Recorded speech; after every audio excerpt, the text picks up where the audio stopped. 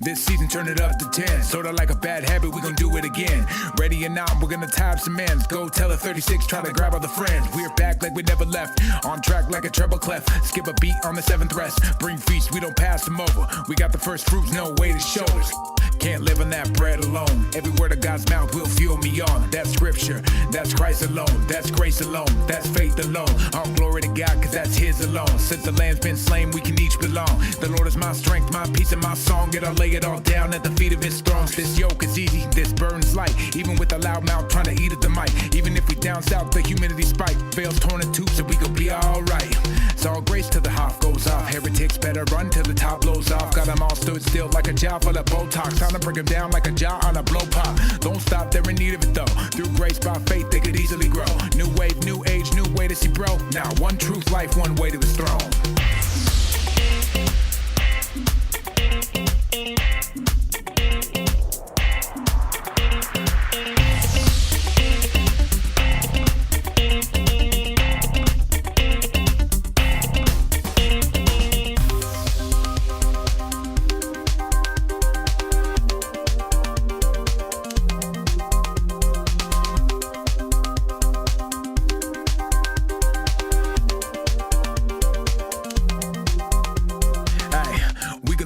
Like the cataract, Google it, we ain't dropping any rhetoric. Well, maybe so, but that's for you to find out. Don't get tossed to and fro by any loudmouth. What you think it's Indiana Jones, son? It's the year of the feast, we gon' grow some.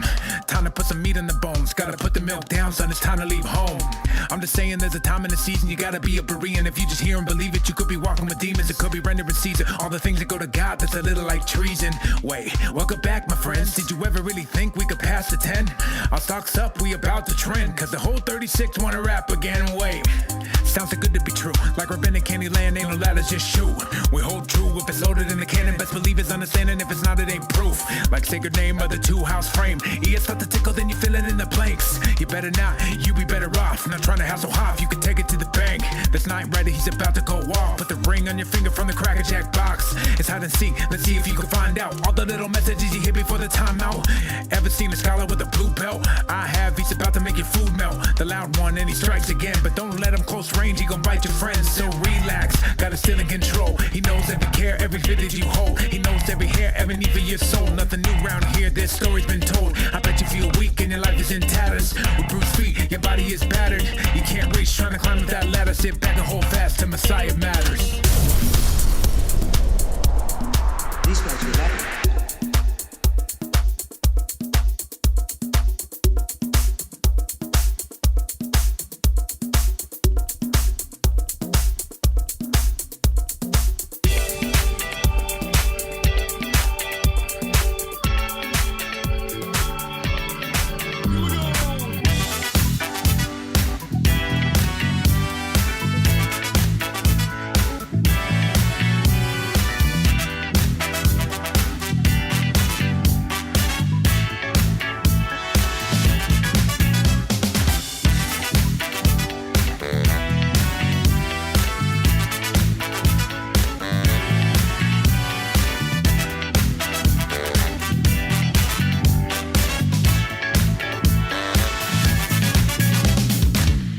It is Wednesday, April 3rd, 2024. This is Messiah Matters number 467. My family has determined I'm a professional telling people they're wrong person. My name is Caleb Haig.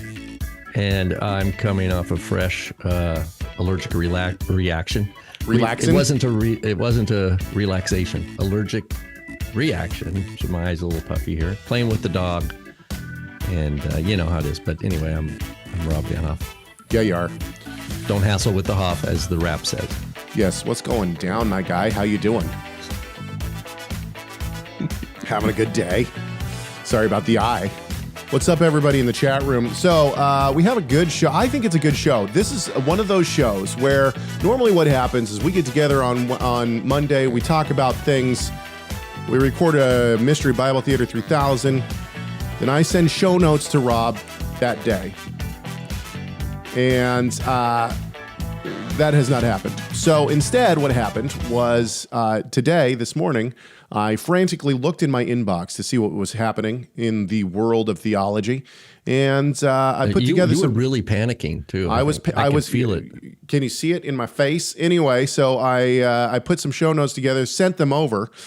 And guess what? Looking at the show notes this morning, I think it's going to be a darn good show. Hold on to your seats. Here we go. It's going to be a good one. Looks like we have a small showing in the chat room so far, but people are trickling in. That's okay. They don't know what they're missing yet. Let's jump into this. If you want to be part of this conversation, you can do so. CHEG at TorahResource.com, CHEGG at TorahResource.com. That's our email address. You can call our comment line, 253-465-3205. It's 253-465-3205. You won't talk to us. You talk to an answering machine. Tell us how much you love us, hate us, whatever you want. Doesn't matter. MessiahMatters.com. Go back and listen to old shows. You can hear how we've changed, but not changed, throughout the past 11 years. Man, it's been a long time. Anyway, there's some good shows. There's some not good shows. I would not suggest going back to show 1. That would probably be a mistake. Start somewhere in the 150s. Anyway. Hey, I'm not ashamed. Fair. We're all works in progress. That's right.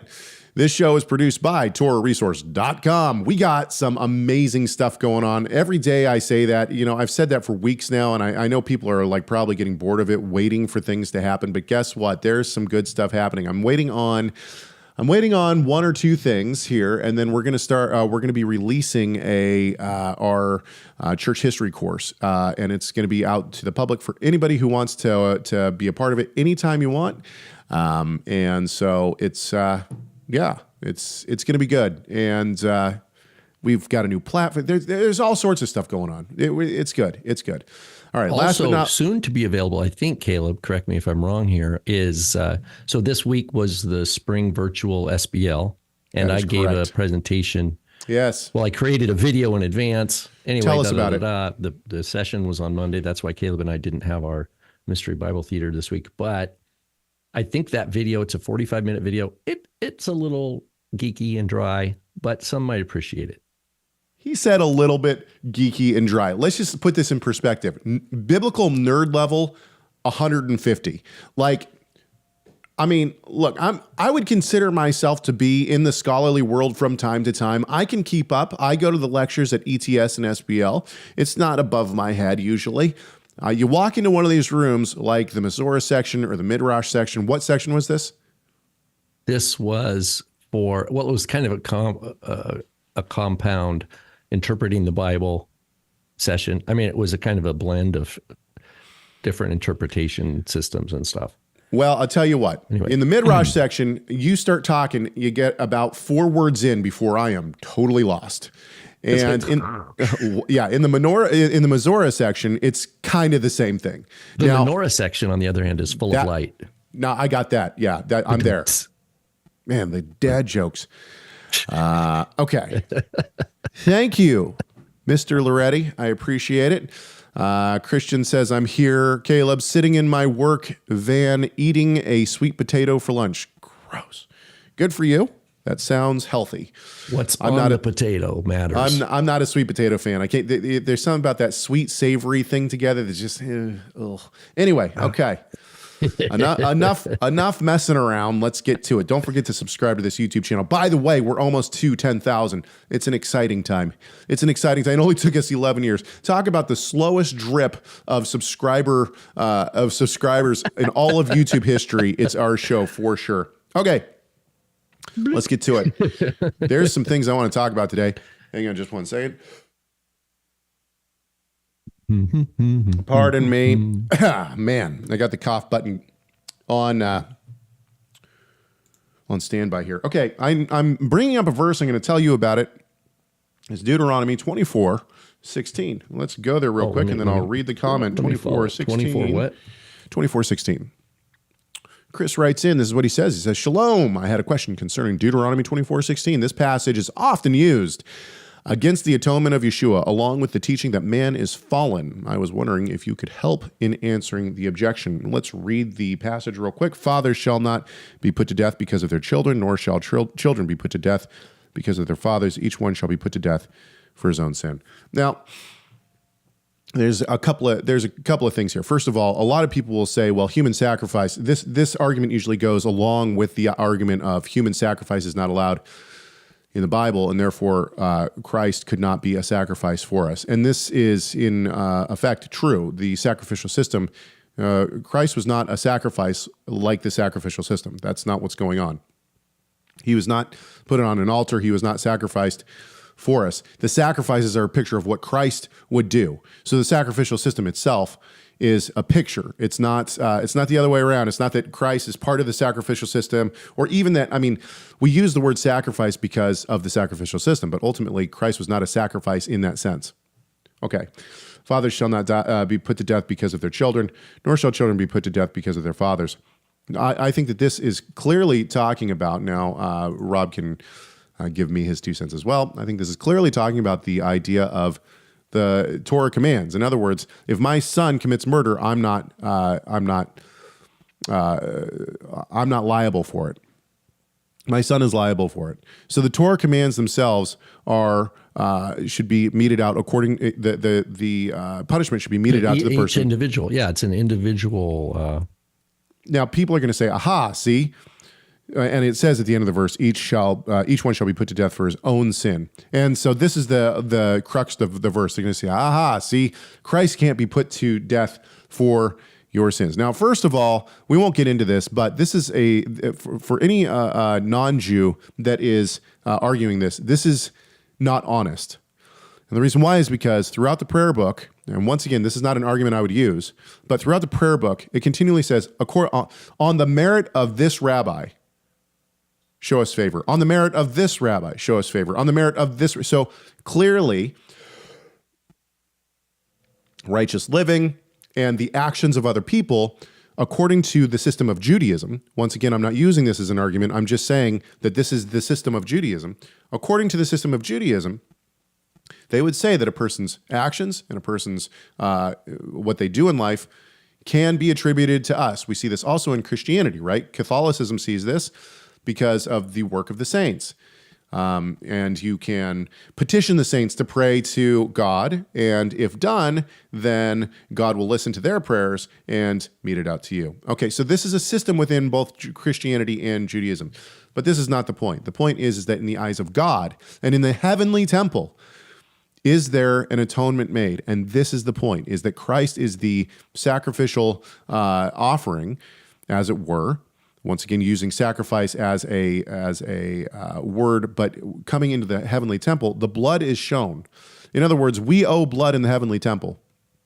Christ is the one who takes his blood into the heavenly temple and puts it forward for us. But the point is that on earth, if Rob does something stupid and deserves the death penalty, I'm not to be brought into court for that punishment.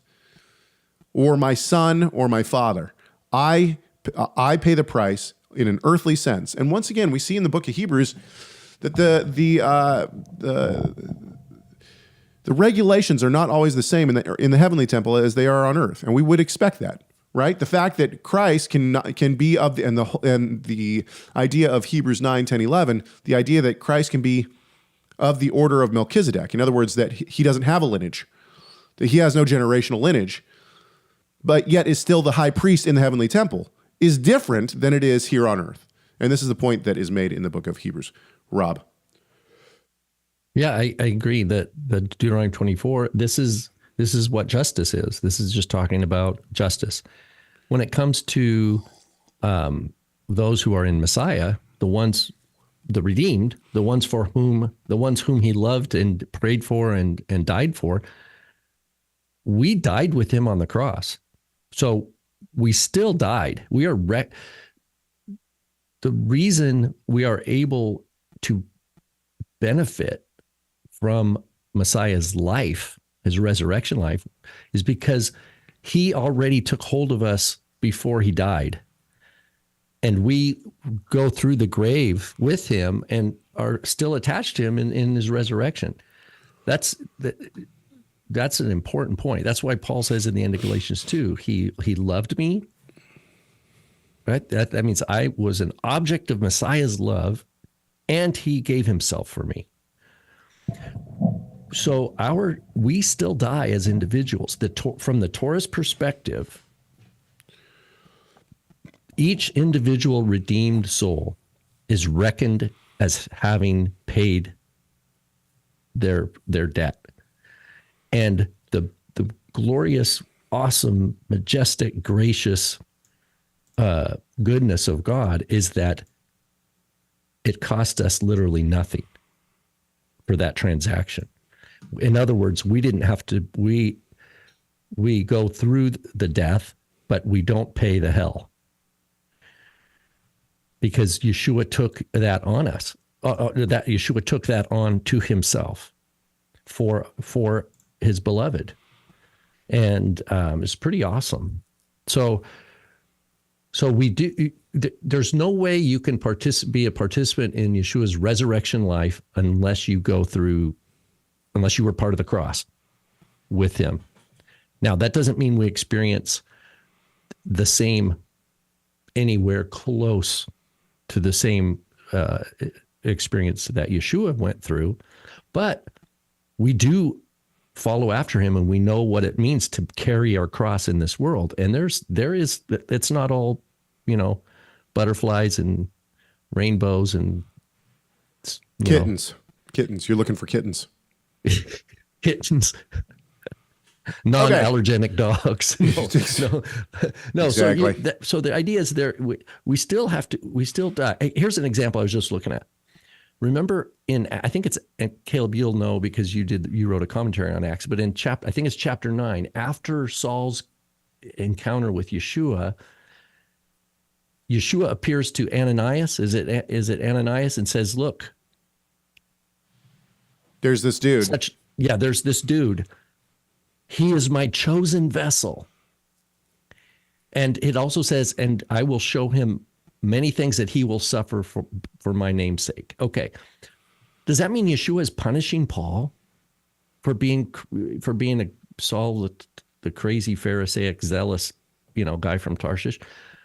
No, or Tarsus. No, it's not a punishment, but it's part of what Paul's death was going to be, what Paul's cross in this life was going to be by God's wisdom. And that was unique to Paul.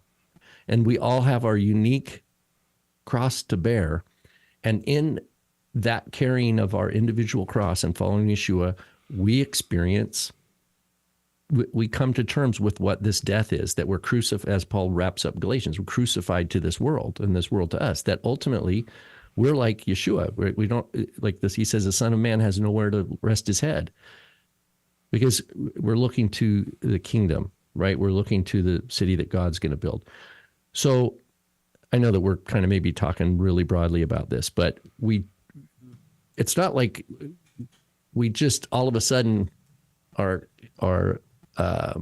participating in the joyful resurrection without any reconciliation of the fact of our depravity, our sin, grieving, mourning over sin, and coming to terms with how awesome his grace is, that as grave as my sin has been, that out of Yeshua's love, he paid for that. I do not owe a debt for that. And that is like crazy big, but that's his grace. Oops. I am looking up. So I think I'm making sense anyway. You are making sense. The chat room is tracking with you. In fact, K. Grow, also Romans 12, 1-3. I appeal to you, therefore, brothers, by the mercies of God, to present your bodies a living sacrifice, holy and acceptable to God, which is your spiritual worship. Do not be conformed to this world, but to be transformed by the renewal of your mind, that by testing you may discern what is the will of God, what is good and acceptable and perfect. For by the grace given to me, I say to everyone among you, not to think of himself more highly than he ought to think, but to think with sober judgment, each according to the measure of faith that God has assigned. Yep, absolutely. Okay. Yes. Finally, Rushki Bear has figured out how to tag people. And yeah, I think the reason mine didn't work is because there was a space in between Rushki and Bear. Anyway, okay, let's move on. I hope that answers the question. Maybe it doesn't. And maybe that's something that needs to be written on a little bit more in depth.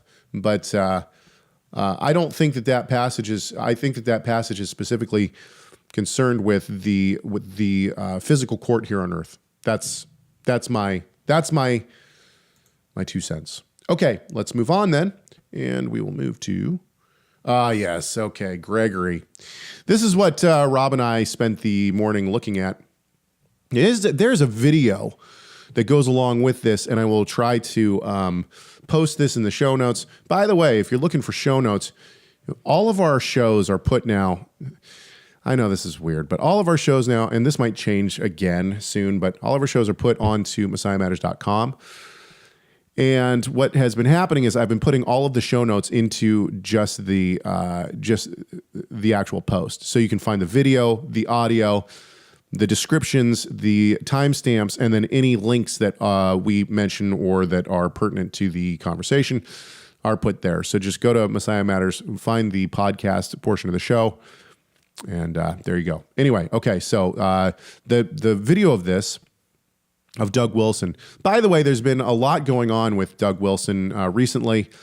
I don't know if anybody's been following it. I did a post to my subscribers on pronomian.com, my supporters, about this. But anyway, basically there was.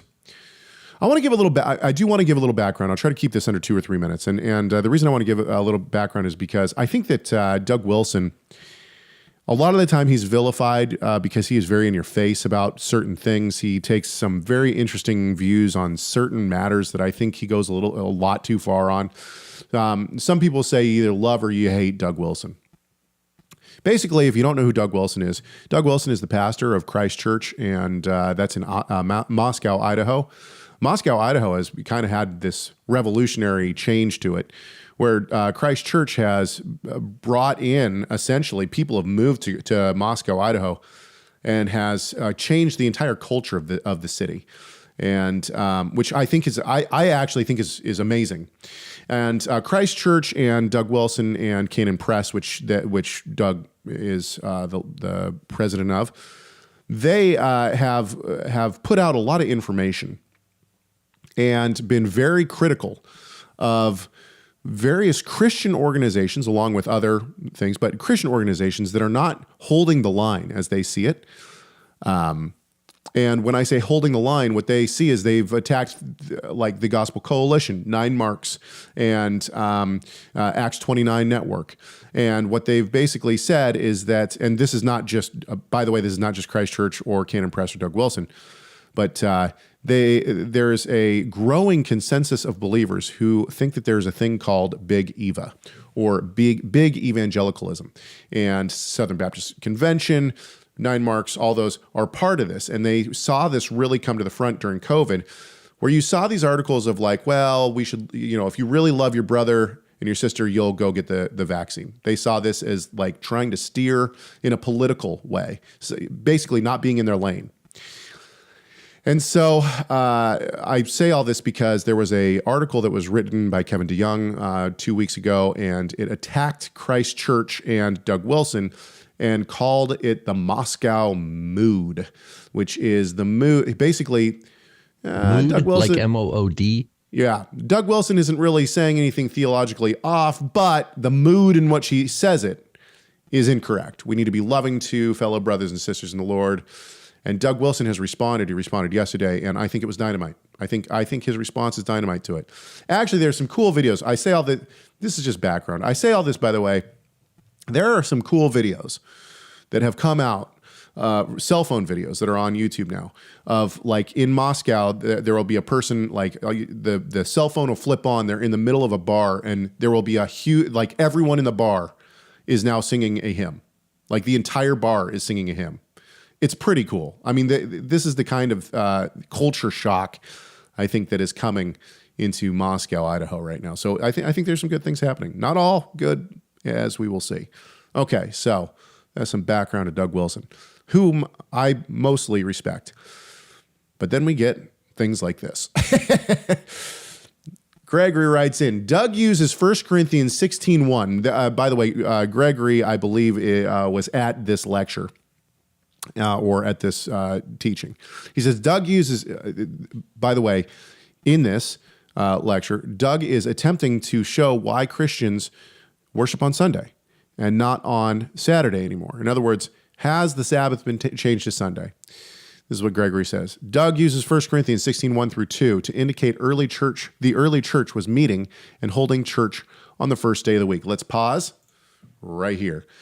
I don't think that there's any dispute, and there shouldn't be any dispute, that the early Christian church, even post destruction, was meeting on the first day of the week. And when I say the first day of the week, it's been suggested mainly that church services, if we could call them that, synagogue services, whatever you want to say, the gathering of the way, many of them met on Saturday night. The reason why was because in the Greek world, slaves did not have Saturdays off. They didn't get the Sabbath off. And so what happened, they would end up going on Saturday night. This is one of the reasons I think that Eutychus falls out of the window. I think that Paul preaches deep into the night, into Saturday night, into the first day of the week, Sunday morning. And I think that it's so late that Eutychus falls asleep and falls out the window.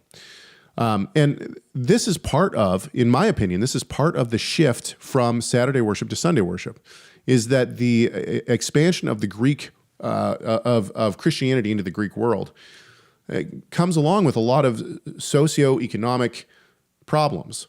And mainly that a lot of the Gentiles did not have the ability to take Saturdays off. And so you start to see these meetings get into the night, into late, whatever. And eventually the church starts taking, now this is, second century, third century, second century mainly, you see this shift where the church starts offering communion, or what their version of communion is, on Sunday morning. Before the work week kicks off. And this eventually in the third century morphs into full-on services on Sunday. So I think that this is part of the shift. Rob, do you want to jump in on any of that? I would just say, there's a lot we just don't know, because most believers in the first century and into the second century, we just don't have they didn't write down in anything that survived that described their life. So what we read from the later sources are kind of often maybe, cherry picked to defend, like, something as crazy as Sunday is the new Sabbath or something. Now, I attended a church where they taught from the pulpit that there was such a cataclysmic event, such a magnificent event of Christ's death, that it shifted everything. And now I think that's what Wilson gets at. He's like, Wilson does get it. The world is not unscathed, he says, or something. Right. And the pastor that I used to go, the church that I went to, he said, there's no other way that the law of God could be changed, other than something as, of this magnitude. And I think that's an interesting road to take. But why does that, but that doesn't, and Wilson gets into this, why does that make the first day of the week the Sabbath?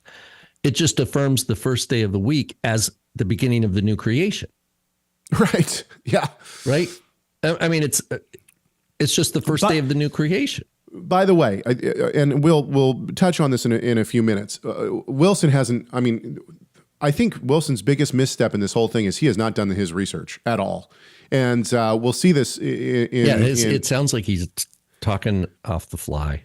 He really has not done any. 30 seconds of research would have shown that what he's saying in this video is wrong. We'll get to that in a few seconds. One of the weakest things that people in the church will try to argue is that the new Sabbath is on Sunday. And the reason that this is so weak is because there is literally no biblical proof. Wilson tries to find some here. He fails miserably.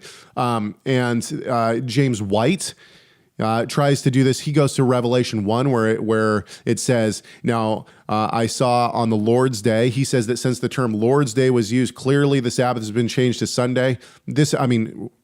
this is beyond a stretch. This is way beyond a stretch. There's nowhere in the Bible where it says that the Sabbath has been changed or even alludes to it. Now, Wilson, I didn't have time to pull clips. I would have pulled clips normally. Let's just keep going with Gregory's email because he explains this well. Doug Wilson, he goes on into the Greek translation of the resurrection account in all 4 Gospels and translates the first day of the week as first day Sabbath. Could this be because it was the first day of first fruits and was actually considered Sabbath? No, it is not. The reason that it is called first day Sabbath, and I will let Rob take off on this, and Rob has done a full teaching on this. We will link this in the show notes as well. The reason that that it is called first day Sabbath is because this is how the Jews, and once again, 30 seconds, if Doug Wilson would have looked for 30 seconds into basically any major commentary on the Gospels and this phrase, he would have realized that this is simply the way that the Jews counted the days. First day from the Sabbath is how we would reckon this in English. Second day, it's not just first day. Throughout history, first day from the Sabbath. Second day from the Sabbath, that would be Monday. Third day from the Sabbath, Tuesday. Fourth day from the Sabbath, Wednesday, so on and so forth. So he is taking this term, which is used, instead of saying Sunday, they say first day from the Sabbath. He is taking this and he's saying, aha, see, look, it means the first day is the Sabbath, not from the Sabbath is the Sabbath. Now, Wilson doesn't say that because it doesn't seem like he has any knowledge of how they reckoned the days in the first century. This is a major blunder and one that is pretty easily avoided if you just read just a little bit. Rob? Yeah. I mean, it is pretty crazy. I remember the first I heard of it was Harold Camping, like 20, 30 years ago, preaching that, Mioton Sabbaton, like he was talking about this phrase that you see in the Gospels about the day that they went to the tomb and found that it was empty. And he translated the first of the Sabbaths. And therefore, that was the scriptural foundation to say the day of the resurrection, or the Sunday, the first day of the week, was the first of the new Sabbaths, that it's a new, and it's just, I mean, it's in the Gospel of Matthew, right? Whereas Yeshua had just said in Matthew 24, pray that it not be on the Sabbath, right? That the idea that all of a sudden, all Yeshua's disciples and apostles would be advancing the claim that a new creation now is underway, wherein the old order is done and the first day of the week is now the new Sabbath, it's such a ludicrous claim. Yeah, it's just awful. But you do find it, I think, in the 2nd century in this Epistle of Barnabas, and I think Wilson cites that, which is awful. It's like, why build on rock, man? Build on rock. I mean, in the very beginning, Wilson says, in the very beginning of the lecture, Wilson says, many people believe that Constantine changes the Sabbath to Sunday and that it's pagan and all these kind of things. That's all nonsense. And I was like, agreed. Wilson's off to a good start. That's what I thought. It's like, yes, let's go, Wilson. And after that statement, almost everything he says is wrong. And it's pretty clear that he hasn't studied a lot of what he's saying. He gets the Passion chronology wrong. And I don't think he's ever studied that at all. He mentions that Christ died on a Wednesday. This is clearly not true. Then he misinterprets pretty much the entire book of Hebrews, which did you watch into his exposition on Hebrews there? No, just a little bit. Let's see what Gregory says. He says the whole book of Hebrews is dedicated. Oh wait, he speaks about how the Jewish calendar is the calendar for old cosmos, for the old creation, and has passed away once Christ rose from the grave and made all things new. I think that this is a pretty standard, a pretty standard argument for mainstream Christianity. And they have to do this because otherwise they would have to be keeping the festivals. If I remember correctly, and I could be wrong here, but I think Wilson at that point goes into Colossians 2, which is a complete misreading of Colossians 2. And that's pretty easy to show. Hang on just a second. No, Russell. it's Toby. It's Toby Singer Russell. Golly, I smelled you a mile away, man. Go listen to your Toby rabbi. Okay, Rabbi we're Toby. going to put somebody in timeout. It's funny when people just start quoting other people's ideas, like phrases and clever things that they didn't come up with on their own, and they come and spout it off as if it's their own thought. Go get an original thought. Rob's in the chat room, by the way, folks, if you haven't noticed.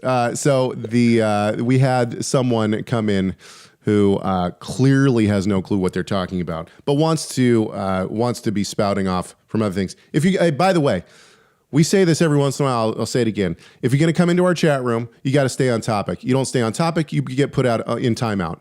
Yeah, because you put Rob off topic. Yeah, exactly. Today I'm on normally I'm not on there. I just happened to be on there today. So Russell has decided that he's going to try to anti-missionary us in the chat room, and we're not gonna have that for now. You can be put in timeout. We'll let you back in, but you're gonna have to stay on topic if you want to. If you want to be in the chat room, Russell. All right, where were we? Let's see here. Oh, yeah, so he speaks about the Jewish calendar. The mainstream Christianity has to say that the Jewish calendar or the Hebrew calendar was done away with when Christ died. Otherwise, they have no way to say that they, there's no reason why they wouldn't be keeping the Sabbath and the festivals. Gregory goes on, the whole book of Hebrews is dedicated to keeping Christians from going back to the old way of doing things. This was kind of shocking to me. Even mainstream Christianity, I think, for the most part, doesn't take this as their interpretation of Hebrews. Hebrews is showing that Christ has the ability to go into the temple in the heavenly places and to make the atonement. That's the entire push of the book of Hebrews, and attempts to show how that's possible. Okay. Let's keep going with Gregory. He says, he quotes the epistle of Barnabas saying, Judaic Sabbaths are no longer pleasing to God. Would you like to, now you mentioned the epistle to Barnabas. Would you like to go into that at all? Yeah. The epistle, I pulled it up here. I've got, to be fair, I don't know what English translation this is, and I should probably, about this text, let me find out here. This is the Baker Books. It doesn't give Michael Holmes translation. Okay. It's the third edition. Anyway, it's in chapter 15. It says, further, concerning the Sabbath, it is written in the 10 words that he spoke to Moses face to face on Mount Sinai, quote, and sanctify the Lord's Sabbath with clean hands and a clean heart, unquote. Is that in the Bible? No. And in another place, it says, if my children guard the Sabbath, then I will bestow my mercy upon them. Is that in the Bible? No. So this is really strange. But he says the 6 days means 6,000 years, that it's just it's a secret code, that the 6 days are 6,000 years. And so the seventh day is a 1,000-year reign. And that anybody trying to keep a Sabbath in this world before the reign of the Messiah are unable to do so. And so what it says here, let me forward down, this chapter 15 of Barnabas. And then he quotes Isaiah, where it says, I cannot stand your new moons and Sabbaths. And then it interprets, you see what he means. It's not the present Sabbaths that are acceptable to me, but the one that I have made. On that Sabbath, after I've set everything at rest, I will create the beginning of an 8th day, which is the beginning of another world. That is why we spend the 8th day in celebration. It is just an awful late effort of a Christian midrash, basically from the second century. But here's what's so shocking about it. Why does Isaiah say, I can't stand your new moons and Sabbaths? It says, because your hands are filled with blood. You honor me with your lips, but your hearts are far from me. What's so shocking to me about this is that Wilson, of all people, we have to know that Wilson I just don't understand why Wilson would take this text and then attempt to use it for his argument. Now, don't get me wrong. I think that there's nothing wrong with taking first century witnesses. I do that all the time. We take Josephus, we take Philo. Do we agree with Philo? Absolutely not. What we're doing is we're taking first century witnesses. But Wilson then attempts to take this idea of the 8th-day Sabbath and say, see, look, now we worship on the 8th day. This is not scripture. We're not basing theology on this. If we're using first century witnesses, what we're doing is we're taking them and using them as first century historical witnesses. In other words, saying, see, look, what they were doing here in the first century does this, which means X, Y, Z. He's not doing that. What he's doing is he's basing a major theological shift on a piece of literature that is not scriptural and shouldn't have any theological bearing on what we believe. Would he let's say someone came with some doctrine that we know he's against, and then used the same approach to justify it. Would he allow that? I don't think so. Well, I mean, let's take one that's... I don't think he would give it the time of day. He'd say you can't quote, the Epistle of Barnabas. You can't quote that and build doctrine. I mean, the idea of women being pastors. If the Epistle to Barnabas all of a sudden said, "Oh, and now we let women be pastors," I don't think Doug Wilson would be like, "See, there we go. Now there's a major shift at the cross, and now there we go." No, of course not. You can't build theological doctrine, especially something as important as the Sabbath. As I'm going through Genesis, because I'm thinking about teaching on Genesis. As I'm going through Genesis, it's the first thing that's given. It's the first. Let me ask you this though. Because you know more about Doug Wilson and his teachings than I do. Are these guys, are these the Dominion theologians? Like, in other words, do they believe that we live in the new creation, and that the job of the church is to become like the Catholic, to obtain land and capital and wealth? Yeah, I think that now the chat room can correct me. They just want to be they want to do Catholicism the right way. Well, no, I think, that's an interesting way to put it. I think Doug would have to respond to that himself. I think that the Mormons are winning that game. The Mormons have more money than the Catholics, I think. I mean, I maybe. I mean, they're both up there. Like the Vatican and the Mormon Church. I mean, someone can Google it and find the specifics, but we're talking serious, like capital B, like billions. So I think that the way that I understand it, and you might think I know more about Doug Wilson, but I probably don't know much more than you do. I watch some of his responses, and I do watch some of his teachings, but ultimately, I haven't dived into his post-millennial.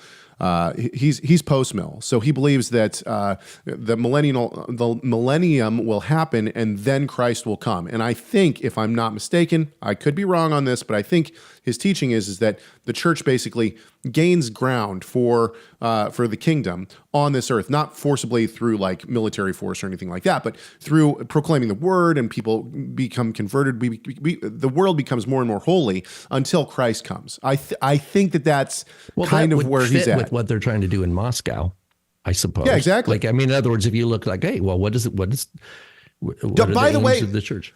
By the way, I just want to be clear here. I mean, I think that Doug not only missed the mark on this teaching, I think that he, and I want to be really careful because I don't want to make any kind of ad hominem arguments, but I do believe, personally, I feel that like this is a little bit of a lazy argument. In other words, he hasn't done his research well enough to understand some of the very basics of what he's wrong on here. With that said, I appreciate Doug and a lot of what he's doing. Now, there are some things I disagree with him on, clearly, as this video shows. Is there some, I wouldn't say Jew hatred, but like just hearing some of those things, it feels like there's some ignorance there.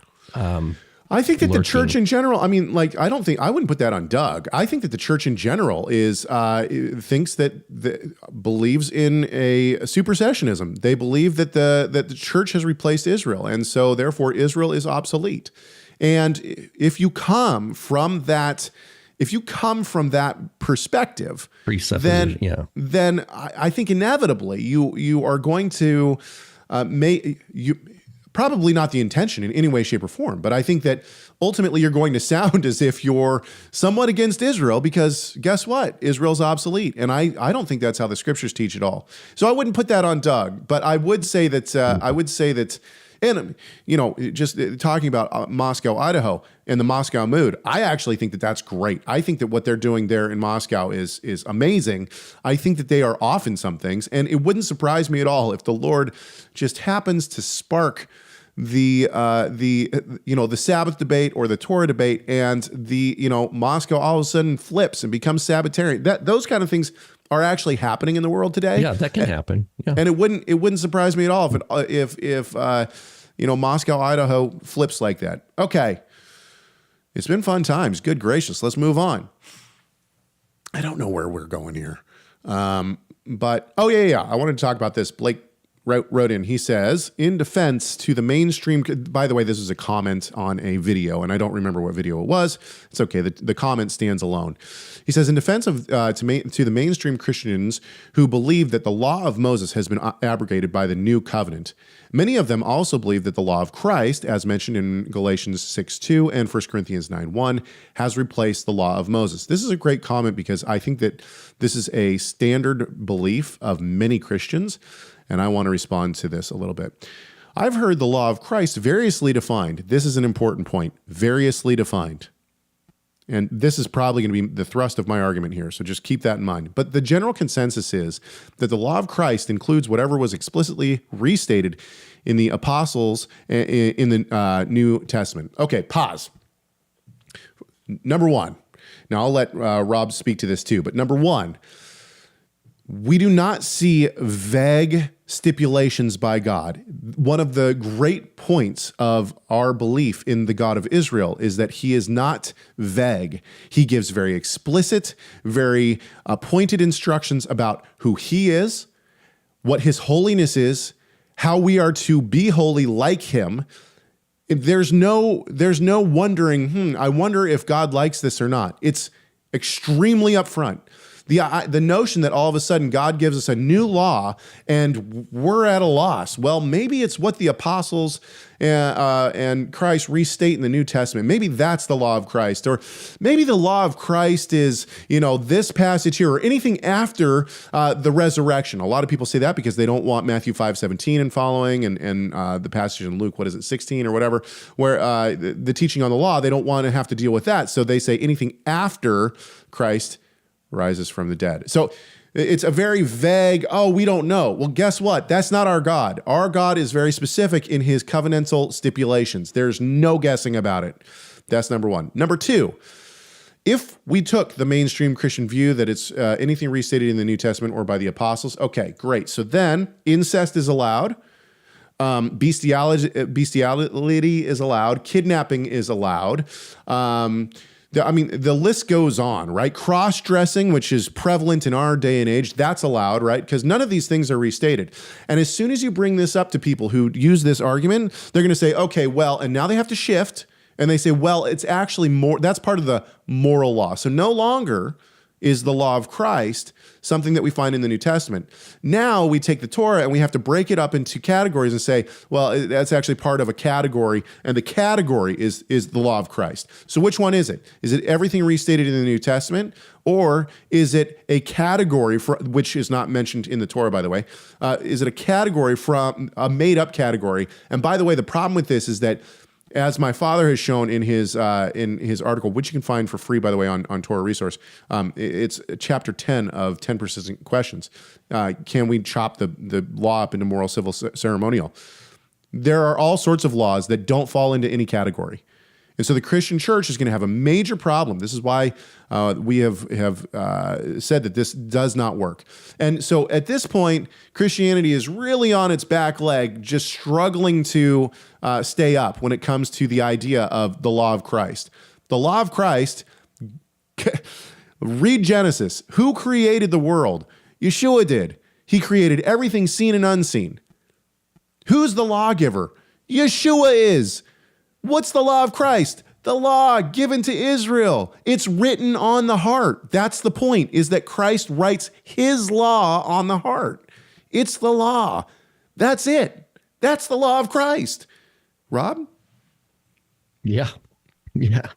Another angle, I mean, that's a great angle to come at it. Another angle is to like, oh, well, did Jesus teach about the law? Well, yeah, you go to Matthew, is it Matthew 22, where he says, they ask him, what's the greatest commandment? And he says, hear, O Israel, right? Or he says, love the Lord your God with all your heart, soul, strength. Second is like it, love your neighbor as yourself. All the law and the prophets depend on this. Okay, so, and then you go to James, right? The Epistle of James. He talks about the basilikos, the law, the kingly law, the royal law, which is based on love your neighbors yourself. So the idea of the royal law, the kingly law, that's the same as the messianic law. The law of the Messiah is the law of the king. And what I believe James is referring to is to how Yeshua teaches us to interpret the Torah. The Torah, it's the same Torah of Moses, but because there were different Jewish groups that had kind of institutionalized their special interest with man-made laws, like, oh, Caleb, you can come eat with us, but we've got this hand washing thing you got to do, and you got to do it the right way and say these words, and then you'll be in. We fast certain days a week. So if you're going to be part of our group, you need to participate in these. And they had all these little laws that they added. And these are what Paul talks about, the works of the law, to where people think, oh, some Jews have it together and the other Jews don't. And these other Jews need to learn these traditions of men, learn these works of the law so that they can be acceptable by these special interest groups. So Yeshua comes and he knocks all this over. And he's like, no, that's not how you understand the Torah. You need to understand the Torah according to the foundation of it all. Because if the foundation of it all is not there, it's not pleasing to God. The core is love of God. If love of God is not your abiding walk from which you view and hear and try to understand and try to apply and live by every single word of God, then you have nothing. It's just your religion is like honoring him with your lips, but your heart is somewhere else. You're thinking about, the upcoming football game, is what your really attention's all engaged at. And you just, you can go sit in the pew for a half an hour looking at your watch because you want to get home because you can't miss the kickoff. Like that's the kind of thing, And so I think when James says, remember the love of God and love of neighbor, that this is our core hermeneutic. And the reason why love of neighbor was one of the core sites of this contention among sects. You can remember, I think it's in the Gospel of Luke with the whole story of what we call the Good Samaritan. Because it's like, well, what's the greatest commandment? And Yeshua says, well, love your neighbor as yourself. And he's like, well, who's my neighbor? Because it says he's trying to justify himself. Whoa. Wait. What does it mean? It means he's like, well, really? Can I just love my fellow Pharisees? Do I have to love, what about those darn Essenes? Like, do I have to love them? And so Yeshua gave this story, to say, look, there is a way to understand the Torah correctly. It's in the written Torah. Paul moves this with the issue of justification because he realizes that they're trying to say, and you have to do this, this, and this, and be circumcised and all this, and then we'll accept you as belonging. And Paul's like, no, that's not what the written Torah says. The written Torah teaches us in Genesis 15 that Avram, he's not even Abraham yet, Avram trusted God and it was reckoned to him as righteousness. And for Paul, that is like foundational bedrock. You can't build on anything more solid and enduring than the fact of justification by faith. And that was missing among these sectarian groups. It was the denial of justification by faith that allowed these different groups to insulate themselves from each other. Anyway, so I agree with everything Caleb said, and I said another angle to approach it is to say, how did Yeshua instruct us in terms of providing us with the core hermeneutical principles for rightly reading and understanding the Torah? And he says that by, the core foundation is love of God and love of neighbor. And then his brother James or Jacob writes the royal law, love your neighbor as yourself, right? It's a mirror that we look into and we learn what kind of person we are. He calls it James also, doesn't he call it the perfect law and the law of liberty? This is the Torah of the Messiah. It means it is the Torah of Moses properly exegeted, properly understood in all its glory and all its fullness of its revelation in concert with Yeshua's glory. That those go together. They're not against each other. My boy's wicked smart. Wicked smart. Okay, couple of house cleaning things here. First of all, I'm not one to just block someone from our chat room or our channel. However, I do give warnings. Russell got put in timeout. He got put in the corner for 10 minutes. That's a long timeout. And as soon as his timeout was over, Russell came back in, instantaneously went right back into his anti-missionary rants. And I missed it. What did he say? I don't know. I deleted it, but I have now blocked Russell from the channel because he couldn't listen. So just a warning to people out there. He needs to go back and listen to his Toby singer. Yeah.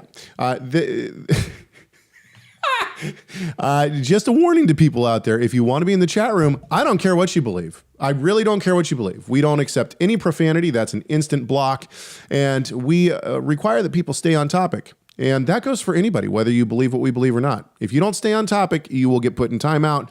And if you continue to stay off topic, then we will just ban you from the chat room. That's all there is to it. Okay, a couple of things. I want to respond to Dustin and his question in the chat room. But first, we had a super chat. So let's go ahead and play something for our super chat. I'm looking for something specific, but I am not finding it. Well, we'll do this. Let's do this. We'll do this one right here. I hope that you all can hear this. We'll see if you can or if you cannot. That's what I do. I drink and I know things. How rude! Why do you hate the Rob and Caleb show? Honestly, I think they're vain, stupid, and incredibly self-centered. You've been blessed. Thank you very much for the super chat. We do appreciate it. Okay, now let's go back into, and by the way, if people don't realize why we have kind of snickered a little bit is because the anti-missionary, Russell, in the chat room did not realize that his second Messiah, Tovia singer, was named Tovia, but rather he thought his name was Toby Singer. So interesting. Oh, I there. know. I call him Toby. Yeah. That's my nickname for Tovia Singer is Toby. All right. Dustin says, do you think post-mill dominion theology has been affected by Tikkun Olam, repairing the world to hasten Messiah? Not saying the two are directly related, just noting an interesting overlap. Admittedly, not well studied in the area, just curious on your thoughts. Yep, so if I've said this numerous times, and especially this was years ago, when I was looking into Kabbalah and into Jewish mysticism, and I've written on this. You can find the articles on TorahResource.com. And I believe there's actually a video teaching on this too, a lecture teaching, which is I think it's on our YouTube channel. I could be wrong on that, but I'll go back and look. I think it's in teachings. I'm pretty sure.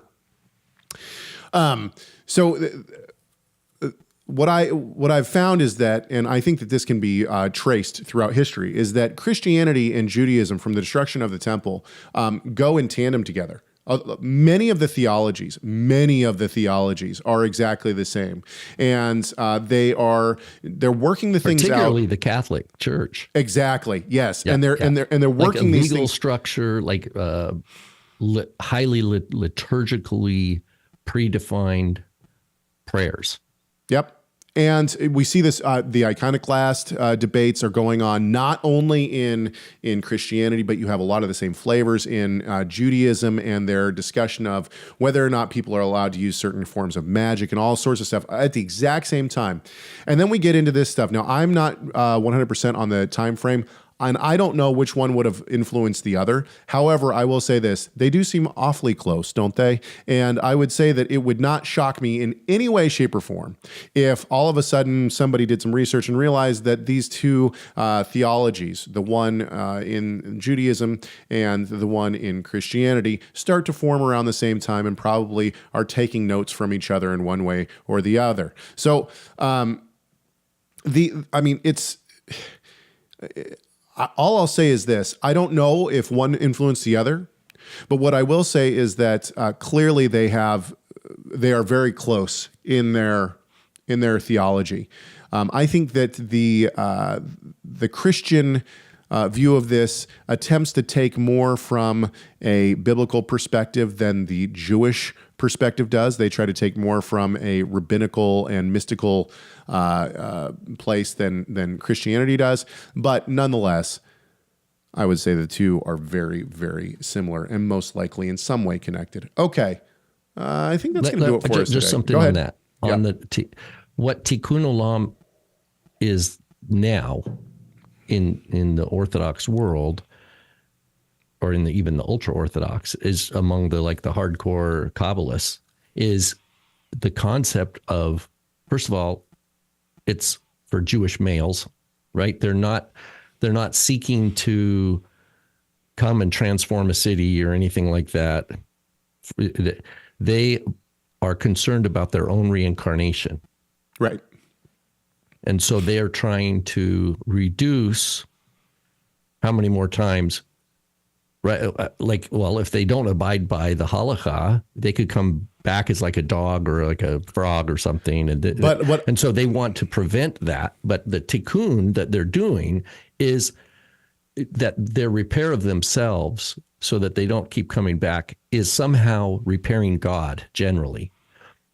They're not like, oh, we need to stop, make sure that dolphins aren't getting killed with the tuna industry. They're not like, oh, we need to plant more forests and have organic chicken.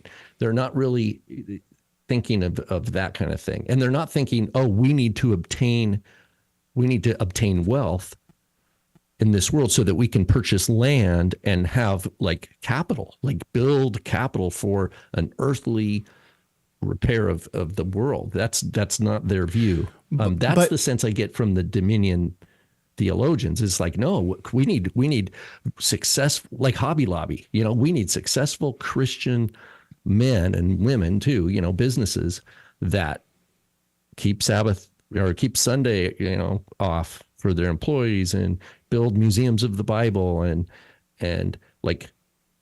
kind of claim the world for Christ kind of thing, which is really it's really kind of like what the Catholics have done.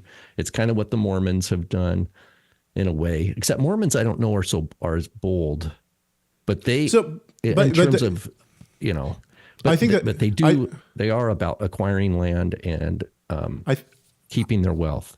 I think that Dustin's point is that both sets of theology attempt to hasten the coming of Christ or the coming of the Messiah, right? Within Judaism, they think... Oh, okay. I missed that part. Yeah, okay. I think the Tikkun Olam, and, if you go to Israel, at least, I was there a lifetime and a half ago. It's not been any time recently. However, I would assume that the Breslovers are still writing their na, nachman, na, all over the place. And if you go there, you'll see this phrase spray painted on rocks in the desert and all over the place. And what the Breslovers believe is that if every Jewish male in the world says this one phrase, then the Messiah will come. Whereas there's other flavors of Hasidic Judaism. For instance, back in 2009, I was stopped in front of a music concert by a Hasidic Orthodox Jew who wanted me to rap tefillin and say the prayer. And he wanted this because they believe that if every male in the world, every Jewish male in the world raps tefillin, then the Messiah will come. And in the same way, I think that the idea of this Christian dominion is that if we repair the world enough, if we get enough people, if we evangelize enough and prepare the world enough, that Christ will come to reign over his people. So I think that that's and I think that both God knows. I know, it's a works-based. God's in control. It's a works-based kind of concept. But with that said, I think that the notion that we should attempt to evangelize, gain as much ground for Christ, and make the world a place on earth as is in heaven, right? May your kingdom come on earth as it is in heaven. I think that this is a concept that we as believers should certainly uphold. So I don't think that's a problem. All right. So please send us your comments, questions, whatever. chegg at torahresource.com, chegg at torahresource.com. You can also call our comment line, 253-465-3205. It's 253-465-3205. Do not forget to subscribe to this YouTube channel. If you have already subscribed, then please click the like button. But we really would appreciate the subscribes right now as we're closing in. After 11 years, we're closing in on 10,000 subscribers. It's an amazing feat in our mind. All right. We hope that this conversation has done at least one thing. That is to glorify our great God and Savior, Yeshua the Messiah. Why? You know why. Because Messiah matters.